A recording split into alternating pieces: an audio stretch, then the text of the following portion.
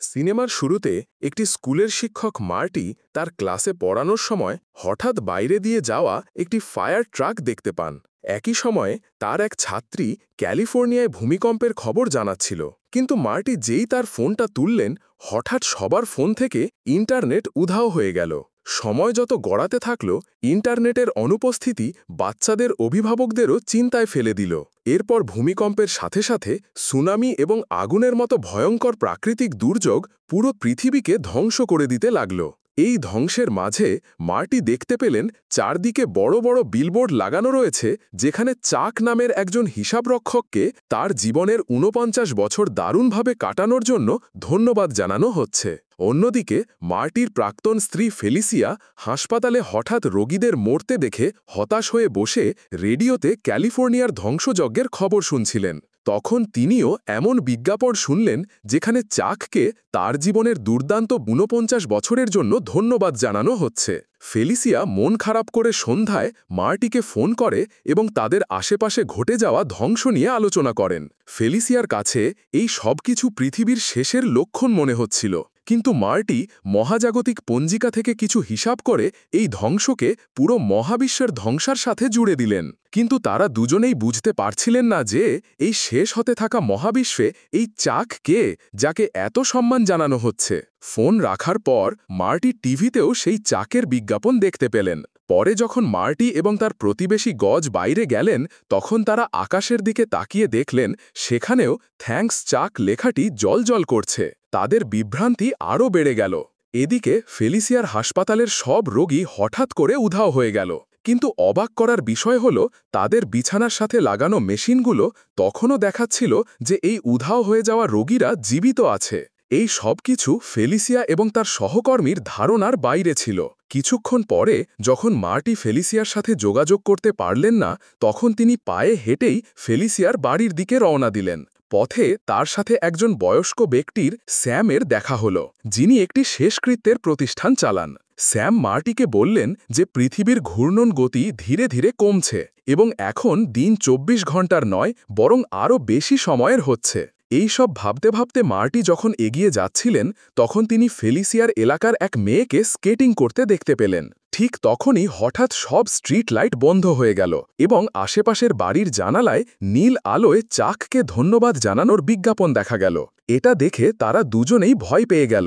মার্টি মেয়েটিকে দ্রুত বাড়ি যেতে বললেন এবং নিজেও ছুটে ফেলিসিয়ার বাড়িতে পৌঁছালেন। কিন্তু ফেলিসিয়ার বাড়ির জানালায়ও একই বিজ্ঞাপন দেখা যাচ্ছিল। তাদের দুজনের মুখেই এক অদ্ভুত ভয় ছিল।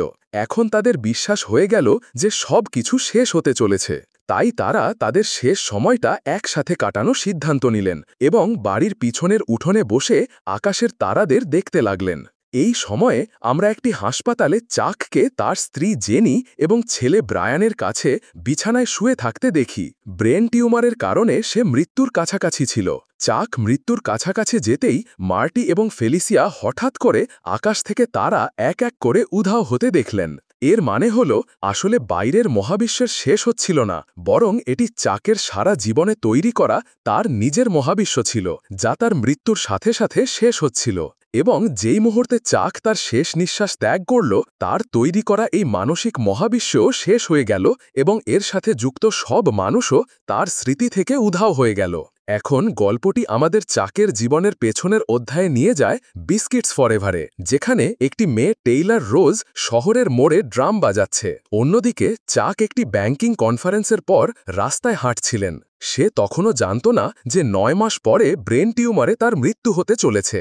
চাক যেই টেইলারের পাশ দিয়ে গেলেন, টেইলার একটি দ্রুত এবং রোমাঞ্চকর বিট বাজাতে শুরু করল। চাক সেখানেই থেমে গেল এবং পরের মুহূর্তেই সে তার ব্যাগ নিচে রেখে টেইলারের বিটে নাচতে শুরু করল। তার নাচ আশেপাশের সব মানুষকে টেনে আনল। এই ভিড়ে জেনিস নামের একটি মেয়েও ছিল, যে কিছুক্ষণ আগে তার ব্রেকআপে মন খারাপ ছিল, কিন্তু চাককে দেখে তার মুখেও হাসি ফিরে আসলো এবং সেও বিটে নাচতে শুরু করল। চাক তাকেও তার সাথে নাচতে ডাকল। প্রথমে সে ইতস্তত করলেও পরে তারা দুজনে মিলে সেখানে দাঁড়িয়ে থাকা মানুষের সামনে একটি দারুণ নাচ পরিবেশন করল। চাকের মাথায় হালকা ব্যথা শুরু হলো, কিন্তু তার সত্ত্বেও সে হাসি মুখে আবার নাচতে শুরু করল। পুরো ভিড় আনন্দে মেতে উঠল। পরে টেইলার তাদের দুজনের থেকে তার পারিশ্রমিক নিয়ে নেয় এবং তাদের সাথে একটি ভ্রাম্যমাণ পারফর্মিং গ্রুপ তৈরি করার প্রস্তাব দেয়। কিন্তু চাক এবং জেনিস তাদের পেশার কারণে মানা করে দেয়। টেইলারও হাসি মুখে তাদের দুজনকে জড়িয়ে ধরে বিদায় জানায়। এগিয়ে যাওয়ার সময় জেনিস চাককে তার ব্রেকআপের কথা জানায়। তখন চাক তাকে সান্ত্বনা দেয়, কিন্তু সে নিজেও জানত না যে আগামী কিছু মাসের মধ্যে তার এমন অবস্থা হবে যে সে হাঁটতে, কথা বলতে, এমনকি তার স্ত্রী এবং ছেলের নাম পর্যন্ত ভুলে যাবে, এবং হয়তো তখন এই নাচই তার জীবনের শেষ দিনগুলোর সবচেয়ে সুন্দর স্মৃতি হয়ে থাকবে। এখন আমাদের চাকের জীবনের প্রথম অধ্যায়, তার জীবনের শুরু, তার শৈশব দেখানো হচ্ছে। যখন চাক 7 বছরের ছোট বাচ্চা, তখনই তার বাবা এবং গর্ভবতী মায়ের মৃত্যু হয়। তাই তাকে তার দাদা দাদি এলবি এবং সারার সাথে থাকতে হয়। কিন্তু এই দুঃখ তার দাদা দাদির জন্য অনেক বড় ছিল। তাই তার দাদা দুঃখ ভুলতে মদের সাহায্য নিতে শুরু করলেন। সময়ের সাথে সাথে তারা তিনজনে এই শোক থেকে বেরিয়ে আসতে শুরু করলেন। চাকের দাদি তাকে ধীরে ধীরে নাচ শেখাতে শুরু করলেন। ধীরে ধীরে চাকও নাচ এবং সঙ্গীতের প্রতি আকৃষ্ট হতে শুরু করল। একই সাথে চাক তাদের বাড়ির ওপরের অংশে তৈরি একটি গম্বুজাকৃতির বিশেষ ঘরের কথাও জানতে পারল, যা সব সময় বন্ধ থাকত এবং চাকের সেখানে যাওয়া কঠোরভাবে নিষিদ্ধ ছিল। চাক এই ঘরের কথা জিজ্ঞাসা করলে তার দাদা তাকে প্রতিবার মিথ্যে গল্প বলে এড়িয়ে যেতেন। কিন্তু একদিন যখন তিনি নেশায় ছিলেন, তখন তিনি অবশেষে চাককে বললেন যে তিনি সেই ঘরে তাদের এলাকার এক ছেলে এবং তার এক পুরনো বন্ধুর মৃত্যু তাদের মরার আগেই দেখে ফেলেছিলেন। চাক এই কথা শুনে অবাক হয়ে গেল, কিন্তু তার দাদি তাকে তার দাদার কথায় বেশি মন না দিতে বললেন, কারণ তার মনে হল তিনি নেশার ঘোরে এই সব গল্প বানাচ্ছেন। গ্রীষ্মের ছুটির আগে স্কুলের শেষ দিনে চাক তার ক্লাস টিচার মিসেস রিচার্ডসের কাছ থেকে একটি কথা আই কন্টেন মাল্টিটিউড শিখল এবং এর অর্থ জানতে চাইল।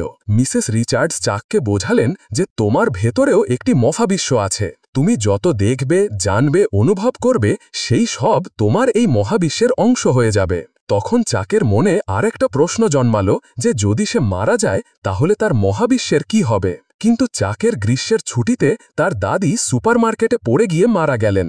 এতে আবার তার এবং তার দাদার জীবনে বিষণ্ণতা নেমে আসলো এবং এখন তার দাদার মদের নেশা আরও বেড়ে গেল। চাক একদিন তাকে নেশাগ্রস্ত অবস্থায় দেখে তার দাদির মৃত্যু বোঝার চেষ্টায় সেই ঘরের চাবি চুরি করে নিল। কিন্তু যেই চাক সেই ঘরের দরজা খুলল, তার দাদা সেখানে এসে তাকে ধমক দিয়ে পিছনে টেনে নিলেন। কিন্তু তখনই তার নজর ভেতরে পড়ল এবং হঠাৎ করে তার মুখ ভয়ে ভরে গেল। তিনি দ্রুত দরজা বন্ধ করে তালা লাগিয়ে দিলেন। চাক তাকে অনেক জিজ্ঞাসা করল যে তিনি ভেতরে কি দেখেছেন, কিন্তু তিনি চাককে কিছুই বললেন না। চাক এই ঘটনায় মন খারাপ করল, কিন্তু পরে সে তার দাদির অনুপ্রেরণায় স্কুলের ডান্স ক্লাবে যোগ দিল। তার দাদি তাকে আগে থেকেই অনেক নাচ শিখিয়ে দিয়েছিলেন, তাই সে দ্রুত ক্লাবের সেরা নৃত্যশিল্পী হয়ে উঠল। এখানে তার একজন ডান্স পার্টনার হল কিট নামের একটি মেয়ে। যদিও কিট চাকের চেয়ে লম্বা এবং বয়সে বড় ছিল, তবুও চাক তার প্রতি আকৃষ্ট হল। চাক তাকে মুন ওয়াক শিখিয়ে মুগ্ধ করল। কিন্তু যখন কিট তাকে স্কুলের ডান্স শোতে তার পার্টনার বানাতে চাইল, তখন চাকের মনে হল যে মানুষ তাদের উচ্চতার পার্থক্য দেখে হাসবে।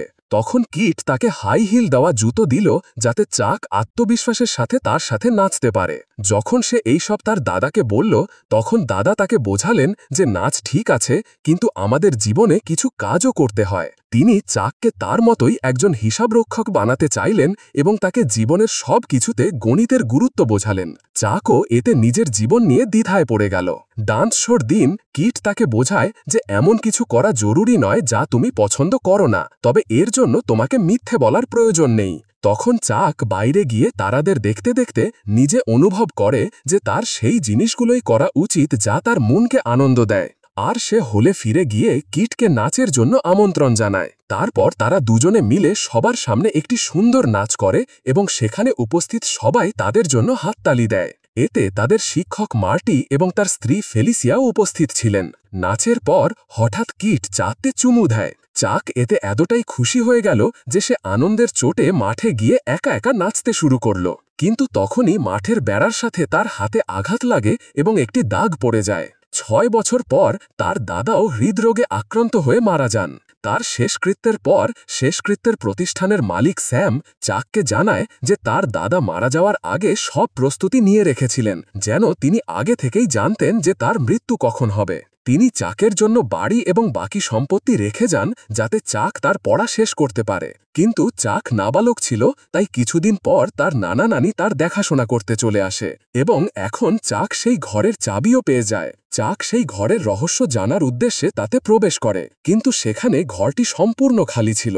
চাক মন খারাপ করে ফিরে আসছিল, তখনই সেখানে একটি বৃদ্ধ মানুষকে মৃত্যুশয্যায় শুয়ে থাকতে দেখে।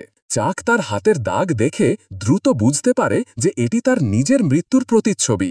তার এখন মনে হলো যে তার দাগাও হয়তো সেদিন এখানে নিজের মৃত্যুর প্রতিচ্ছবি দেখেছিলেন, যে ভয়ে তিনি খোলাখলিভাবে বাঁচা বন্ধ করে দিয়েছিলেন। কিন্তু চাক সিদ্ধান্ত নিল যে সে এই ভয়কে নিজের ওপর প্রভাব বিস্তার করতে দেবে না এবং তার বাকি জীবন মৃত্যুর ভয় ছাড়াই খোলাখলিভাবে বাঁচবে। এবং তার শিক্ষকের শেখানো সেই কথা আই কন্টেন্ট মাল্টিটিউড মনে রেখে মরার আগে নিজের ভেতরের মহাবিশ্বকে সম্পূর্ণভাবে পূর্ণ করবে। এভাবেই সিনেমাটি এটি দেখায় যে একজন সাধারণ মানুষের জীবনেও তার স্মৃতি, তার অভিজ্ঞতা, তার ভালোবাসা, তার কষ্ট, এই সব মিলে একটি মহাবিশ্ব সৃষ্টি করে এবং যখন সেই মানুষ মারা যায় তখন তার সেই মহাবিশ্ব তার সাথেই শেষ হয়ে যায়। এর সাথেই সিনেমাটি এখানেই শেষ হয়। আশা করি আপনার গল্পটি ভালো লেগেছে। গল্পটি ভালো লাগলে চ্যানেলটি সাবস্ক্রাইব করুন। ধন্যবাদ।